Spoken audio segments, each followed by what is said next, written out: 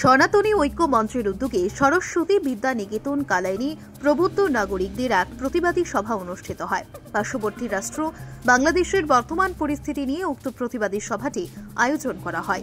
এতে প্রাসঙ্গিক বক্তব্য রাখেন রাষ্ট্রীয় স্বয়ংসেবক সংঘের দক্ষিণ আসাম প্রান্তের প্রান্ত বৈদিক প্রমুখ সুব্রত দাস, সংঘের পশ্চিম কাছাড় জেলা কার্যবাহু সুমন দাস, প্রবীণ শিক্ষক ধনঞ্জয় পাল, নীলেন্দু দাস প্রমুখ। তারা বাংলাদেশের বর্তমান পরিস্থিতির তীব্র নিন্দা জানান।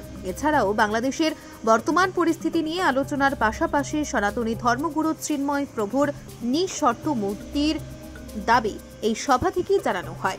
এছাড়াও বাংলাদেশের সংখ্যালঘুদের উপর নির্যাতন বন্ধের দাবিতে রাষ্ট্রসংঘ এবং আন্তর্জাতিক মানবাধিকার কমিশনের হস্তক্ষেপের জন্য উভয় সংগঠনের কাছে স্মারকপত্র পাঠানোর সিদ্ধান্ত নেওয়া হয়।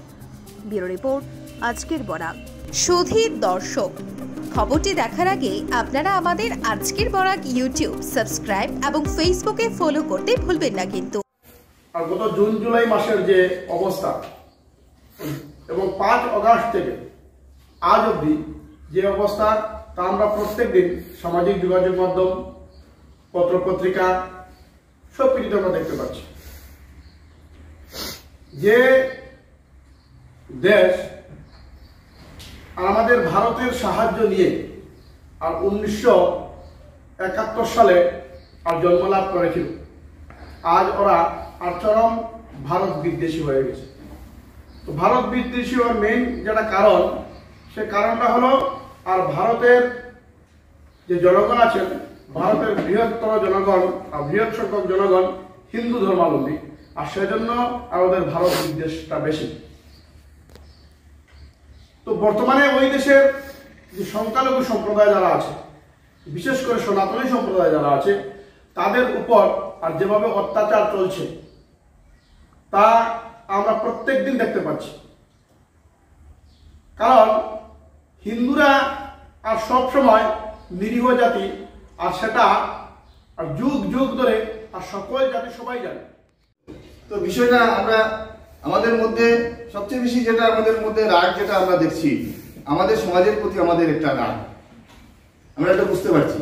কারণ যখন সমাজের প্রয়োজন হয়, আমাদের সমাজ ঠিক সেই রকম বেরিয়ে আসে না, সমাজে সেরকম রেসপন্স আমরা পাই না। যে আরএসএস কোথায় ছিল, বিশ্ব হিন্দু পরিষদ কোথায় ছিল, মানুষের একটা ধারণা যে আরএসএস এবং বিশ্ব হিন্দু পরিষদ বোধহয় এরকম ব্যাটালিয়ান তৈরি করেছে, এরা এসে আমাদেরকে সহায়তা করবে। যাই হোক, আমি সেই দিকে সবাইকে এই জন্য বলবো, আমরা যারা এখানে আছি সবাই একই নমুনার ভাব নিয়ে এসেছি। আমরা সবাই সঙ্গের আর কাজকে ভালো করে উপলব্ধি করতে পারি। গভীরে বলি, আজকে যে হিন্দু সমাজের উপর যে আক্রমণ, সেটা শুধু আজকের না, হাজার হাজার বছর থেকে সেটা হচ্ছে। আমরা জানি যে ইরান একসময় ভারতবর্ষের অংশ ছিল, আফগানিস্তান ভারতবর্ষের অংশ ছিল, শ্রীলঙ্কা, মায়ানমার, ভুটান ইত্যাদি অনেক দেশ আর ভারতবর্ষের অংশ ছিল, অখণ্ড ভারতবর্ষ ছিল। হিন্দু সমাজের এই শিথিলতার জন্য, হিন্দু সমাজের এই যে ঘুমিয়ে থাকার জন্য আমরা এগুলা হারিয়েছি।